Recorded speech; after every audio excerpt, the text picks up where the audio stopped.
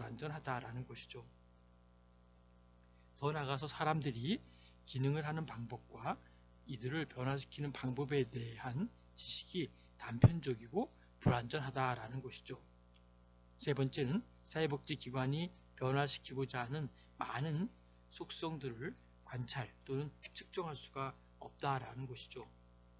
다섯 번째는 사회복지 조직의 핵심적인 활동은 요원과 클라이언트와의 관계로 구성되어 있고, 더 나아가서는 관계의 어떤 질이 조직의 성패를 좌우하는 중요한 결정적인 요인이 된다라는 것입니다. 마지막 여섯째는 사회복지 조직의 효과성을 확실하고 타당하게 측정할 표준 편차가 없다라고 하는 것도 기억하시면 좋겠습니다. 다음은 사회복지 조직의 원리를 살펴보도록 하겠습니다. 원리에서 보면은 먼저는 계층제의 원리가 있는데요. 내용은 권한과 책임의 정도에 따라 조직 구성원 간의 이 권한과 책임을 배분하고, 그리고 수직적인 지위, 복종 체계를 확립하는 것. 여기에 핵심은 이제 수직적인 지위와 그 다음에 복종 체계를 확립한다라고 하는 것을 초점을 맞출 필요가 있습니다. 두 번째의 원리를 보면 명령 통일의 원리가 있습니다. 한 사람의 직속 상관으로부터 명령을 받고 보고하는 이 시스템이 명령 통일의 원리다라고 볼 수 있겠고요. 세 번째는 통솔 범위의 원리다라는 것이죠. 이것은 한 사람의 상관이 부하를 관리하는 데는 지위의 한계가 있기 때문에 나름대로 적정수의 부하나 하부 조직을 가져야 한다라는 것이죠. 그 다음에 분업의 원리가 있습니다. 분업의 원리는 업무를 종류와 성질별로 나누어서 능률을 향상시키기 위해 전문 분야별로 조직 구성원에게 한 가지 주된 업무를 분담한다라는 것이죠. 그 다음에 조종의 원리가 있습니다. 이것은 조직이 공동 목적을 달성하기 위하여 행동의 통일을 가하도록 나름대로 집단적 노력을 질서 있게 배열해야 된다라는 것이죠. 마지막으로 구성 조직 편선의 어떤 원리라는 것이죠. 이건 뭐냐면 합리적이고 능률적인 조직의 운영을 위하여 조직 편성의 기준과 방법에 관련된 원리인데요. 더 나아가서는 구성 조직의 편성 기준을 우리가 몇 가지로 나눌 수 있는데, 첫 번째가 목적이 있습니다. 그리고 목적과 함께 기능, 펑션이 있고요. 그 다음에가 두 번째가 과정이 있습니다. 프로세스라고 그러죠. 그 다음에 세 번째가 소위 클라이언트라고 그러죠. 수혜자. 그리고 또 다른 영역으로는 취급물이다라고 볼 수 있고요. 네 번째는 지역이라고 하는 부분하고 장소라고 하는 부분이 들어가는 것도 기억하시면 좋겠습니다.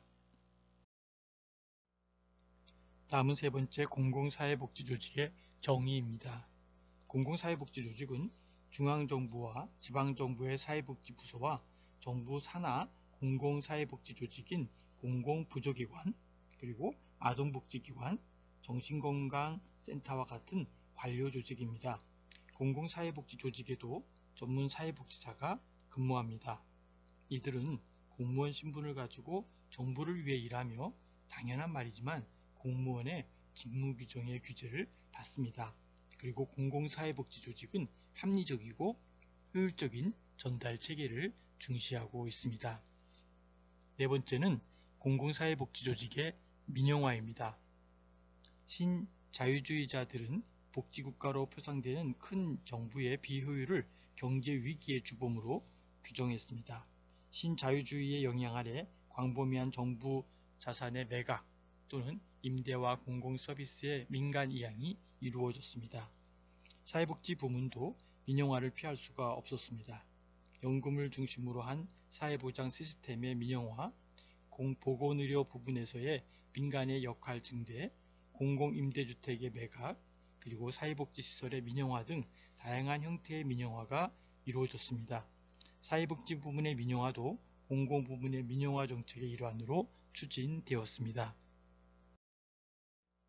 다음은 마틴을 보면, 마틴은 1993년에 민영화는 단순한 소유권의 변화를 넘어 국가의 역할, 책임, 우선순위, 권한의 변화를 의미한다라고 보았습니다. 1989년이죠. 도나휴도 민영화는 공공부문의 책임을 민간 조직에 위임하는 것이다 라고 하였고요. 민영화의 배경에는 공공부문의 발전 가능성에 대한 불신과 자조 그리고 자발주의 관념에 대한 믿음이 있습니다. 켄트도 민영화는 정부가 독점적으로 수행하던 기능을 민간으로 이전시키는 것이다 라고 하였고, 실제 비용보다 낮은 가격으로 서비스를 공급한 정부와는 달리 민간은 완전한 시장 가격 또는 완전한 생산 비용으로 공급을 한다라고 보았습니다.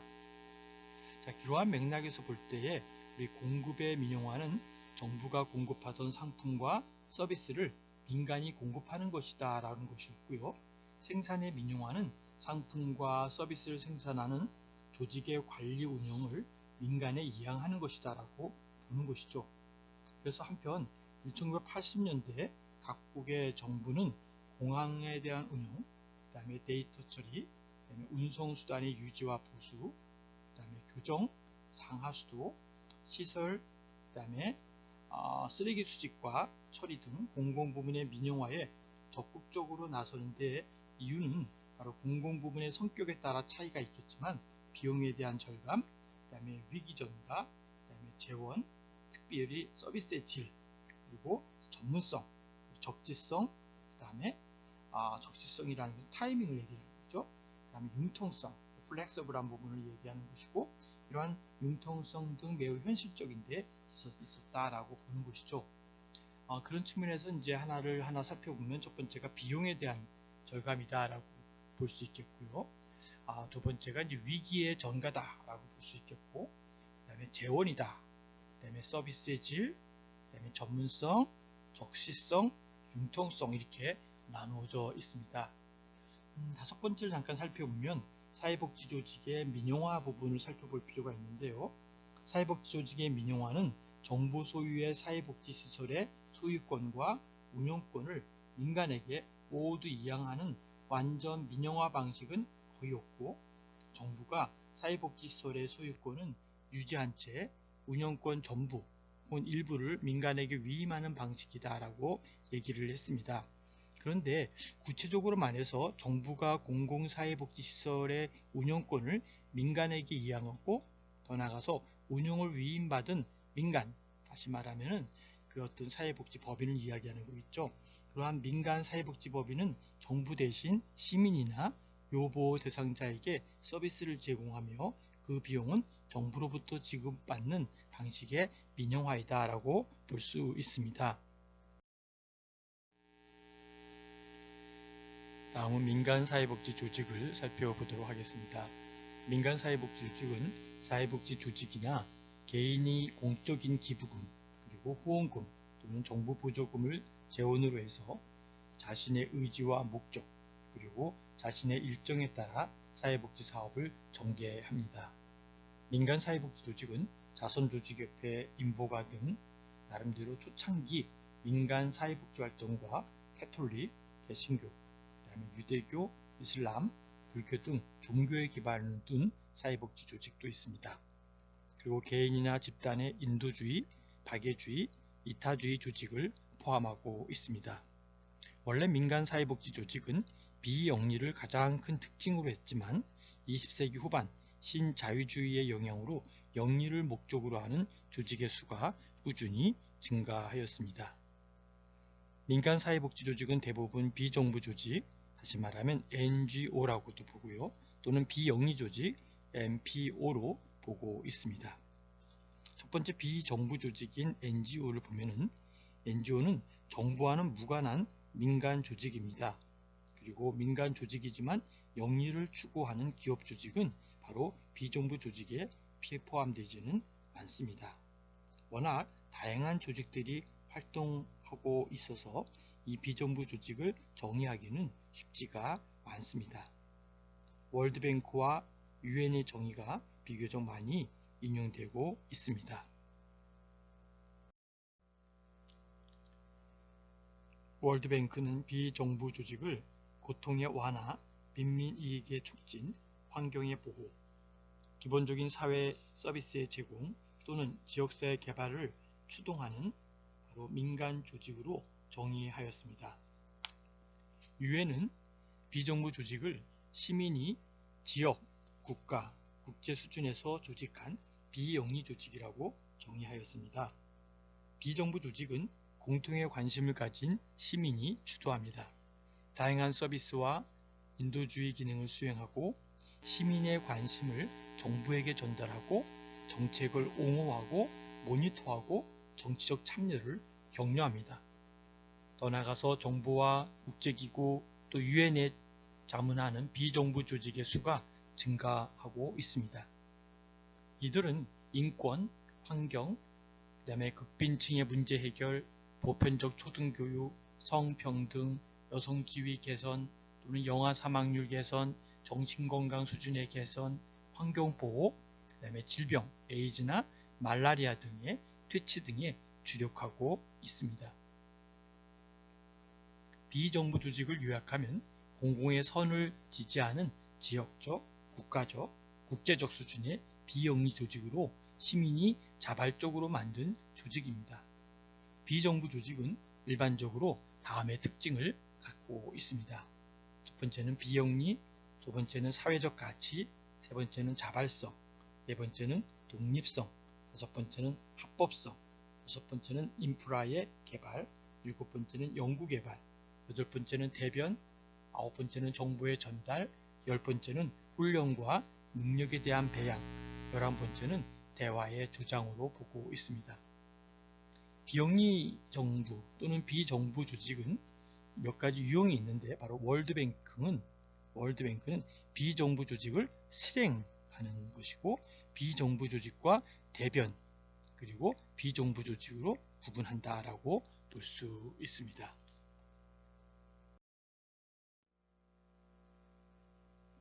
비영리 조직을 살펴보도록 하겠습니다. 비영리 조직은 바로 영리 이외의 것을 목적으로 하는 조직으로 수입을 조직의 회원들에게 이윤 또는 배당으로 배분하지 않고 자신의 목적 또는 사명을 위해서 사용을 합니다. 이런 이유로 비영리 조직은 조세 감면의 대상이나 자선단체의 지위를 갖게 됩니다. 비영리 조직 중에는 자선조직이나 사회봉사 조직이 많이 있습니다. 이들은 법인, 기업, 신탁, 협동조합, 비공식 조직 등의 형태로 존재합니다. 많은 사람들이 비영리 조직과 자선조직을 동일시합니다. 하지만 비영리 조직의 범위는 넓습니다. 자선조직뿐만 아니라 사립학교, 사설박물관, 사설도서관, 민간 병원과 같은 휴먼 서비스 조직을 포함하고 있습니다. 비영리 조직은 경제적 성공보다는 회원 또는 사회에 가치 있는 일을 하는 것을 목적으로 합니다. 그래서 비영리 조직은 회원을 위한 조직과 지역사회를 위한 조직으로 대별되고 있습니다.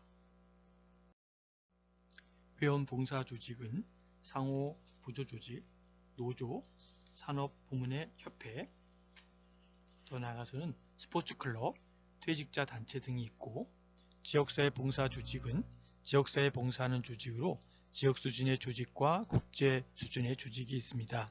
휴먼 서비스 프로그램, 그다음에 프로젝트, 원조 및 개발 프로그램, 교육, 그다음에 보건의료 서비스, 보건의료 조사 연구 등 매우 다양한 사업을 하고 있습니다. 비영리 조직은 대개 회원이 있지만 없는 경우도 있습니다. 회원 조직은 회원들의 통제를 받는 조직입니다. 회원들은 이사회 멤버를 선출하고 이를 통해 조직을 통제합니다. 회원들은 회원 모임을 정기적으로 갖고 조직 규정을 개정합니다. 회원이 없는 조직을 이사회 조직이라고 합니다. 이사회는 조직이 사업 전반에 통제하는 권한을 갖습니다. 이사회의 조직의 신임이사는 기존 이사들이 자체적으로 선임을 합니다. 재단의 경우 기금 출연자와 그 가족이 이사를 역임합니다. 비영리 조직의 특징 중 하나가 후원자입니다. 후원자들은 비영리 조직의 목적에 공감하여 조건 없이 일정한 금전이나 자신의 재능을 기부하는 평범한 시민들인 경우가 많습니다. 많은 비영리 조직이 이윤 창출보다 사회봉사를 중시하고 있습니다. 하지만 비영리 조직이 이윤 창출을 전혀 안 하는 것은 아니라고 볼 수 있습니다. 다음은 비영리 사회복지 조직을 살펴보도록 하겠습니다. 비영리 사회복지 조직은 지역사회와 자원봉사자의 참여 아래 운영되고 있고요. 기부금, 후원금, 그리고 정부 보조금, 서비스 이용료 등으로 프로그램의 재원을 삼고 있습니다. 비영리 사회복지 조직은 아동보육 서비스, 정신건강 서비스, 장기요양 서비스 등 다양한 서비스를 제공하고 있습니다. 이들이 제공하는 서비스의 수급자는 일반인이며 누구나 다 겪을 수도 있는 위기, 즉 실직이나 질병이나 정신질환, 저임금, 열악한 주거 환경 등으로 고통받는 사람들입니다. 공공부문의 경제적 보장을 초점을 두고 있는 것과는 달리 바로 단기적 위기 상황에 처한 사람을 돕는 데 주력하고 있습니다.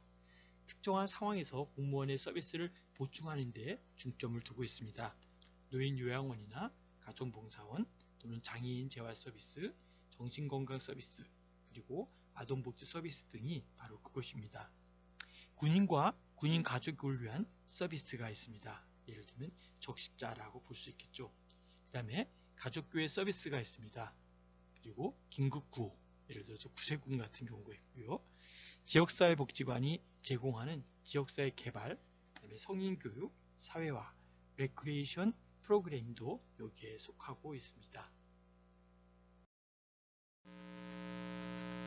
돌고프와 펠드스테인은 사회복지 분야에서 비영리 조직이 존재하는 이유를 다음과 같이 설명을 하고 있습니다. 첫 번째는 비영리 부분은 시장과 공공 부분이 공급하지 않는 상품과 서비스를 제공하기 위해서 존재한다라고 보고 있습니다. 두 번째는 비영리 부분은 영리를 추구하지 않기 때문에 수익성보다는 서비스의 질을 중시한다라고 보고 있고요. 세 번째는 비영리 부분은 영리 추구로부터 자유롭기 때문에 개입 대상과 개입 방법을 특정화할 수 있다라는 것이죠. 네 번째는 비영리 부분은 공공 부분의 문제점인 관료와 그다음에 경직성 그리고 비인격성을 최소화할 수 있다라고 보는 것이죠. 다섯 번째는 비영리 부분은 특정한 인종 집단이나 이익 집단만을 위한 특화 서비스를 제공할 수 있다라고 보고 있습니다. 여섯 번째는 비영리 부분은 최근 들어서 그 중요성이 커진 알코올 중독 극복 집단과 같은 자조 집단을 운영할 수 있다라고 볼 수 있습니다. 그런데 이러한 부분들이 바로 이들 자조 집단은 자원봉사자를 활용하고 또 재정을 자체 충당하고 더 나아가서 독특한 프로그램을 운영하고 있는데요. 공공 부분이 이런 조직을 운영할 수는 없습니다. 그러나 비영리 부분이라고 해서 한계가 없는 것은 아닙니다. 비영리 기관은 특정한 문제, 집단, 개인에게만 초점을 맞춤으로써 서비스의 수준이 일관되지 못하고 자주 바뀌고 더 나아가서 자원이 한정되어 있다고 볼 수 있습니다. 그리고 네 번째는 영리 사회복지 조직을 살펴보면요. 영리를 목적으로 하는 사회복지 사업을 하는 조직을 영리 사회복지 조직이라고 합니다. 영리 사회복지 조직은 매우 미국적이고 미국에서는 이를 휴먼 서비스 경영 조직이라고 말하고 있습니다.